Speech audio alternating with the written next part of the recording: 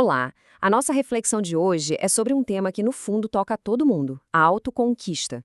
E, mais especificamente, sobre como a suavidade e o amor podem ser as ferramentas mais poderosas para a gente derrubar aqueles obstáculos que muitas vezes nós mesmos criamos. Para começar, vamos partir dessa ideia central. A luta interna não precisa ser vista como um fardo, mas como algo belo. Sabe, existe uma beleza muito particular na força de vontade de quem decide se superar. E não é sobre perfeição, não. É sobre o simples ato de querer, a pura intenção de ser melhor. E onde é que essa jornada toda acontece? Bem aqui, na vida. A cada momento a gente está diante de uma oportunidade de aprender algo novo, de virar uma nova página na nossa história. A nossa fonte de hoje descreve cada vida como uma encarnação. Dá para pensar nisso como uma chance novinha em folha, sabe?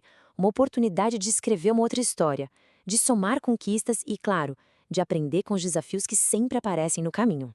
Então, se a vida é essa grande escola, qual seria a matéria principal? Se é uma jornada de superação, o que exatamente a gente está tentando vencer? A resposta para isso pode surpreender um pouco. E aqui está o pulo do gato. Segundo a nossa fonte, os maiores e mais difíceis obstáculos não vêm de fora. São os muros que a gente constrói por dentro. Os nossos medos, as nossas dúvidas, as limitações que a gente se impõe. O verdadeiro desafio é interno. Por isso mesmo, a vitória mais importante de todas é aquela que a gente conquista sobre nós mesmos.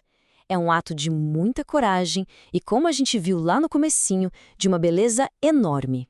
É muito interessante o jeito que a nossa fonte define quem encara essa jornada, né?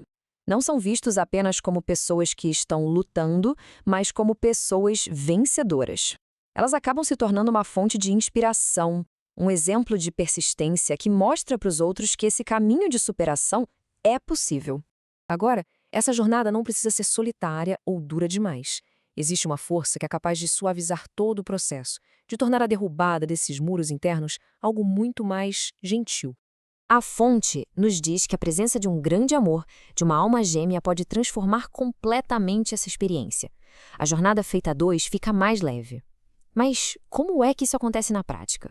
E olha só, não estamos falando de gestos heróicos, de cinema. A suavidade está nos detalhes. É aquele olhar que acolhe, a palavra que conforta, o toque que acalma. São essas pequenas, mas poderosas demonstrações de afeto que ajudam a dissolver as barreiras internas, como o medo de se entregar, de se apaixonar de novo. A consequência disso é muito poderosa. Essa suavidade que vem de fora reacende uma força interna, faz a gente acreditar de novo no nosso próprio poder de querer, de desejar. Essa crença renovada que alimenta a paixão e que dá o gás para continuar dia após dia. Bom, vamos agora para a nossa ideia final, que talvez seja a mais transformadora de todas. O amor não apenas suaviza o desafio, ele muda, de uma forma fundamental, a nossa relação com os nossos próprios objetivos. Essa comparação aqui é muito reveladora. Normalmente, a gente pensa em objetivos como algo a ser alcançado com muita luta, com muito esforço, mas para quem ama e é amado, a perspectiva muda.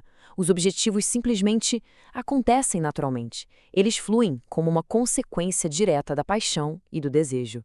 E aqui a gente tem a síntese de tudo. Quando a gente age a partir desse lugar de amor, de um querer que é genuíno, o sucesso deixa de ser uma batalha cansativa. Ele se torna um resultado natural de quem a gente é, do nosso entusiasmo, da nossa paixão. E para a gente fechar, fica aqui essa pergunta para reflexão. Olhando para dentro, para os próprios muros internos, aquele medo, a dúvida, a insegurança, quais deles poderiam começar a ceder, não pela força bruta, mas pela força suave do amor?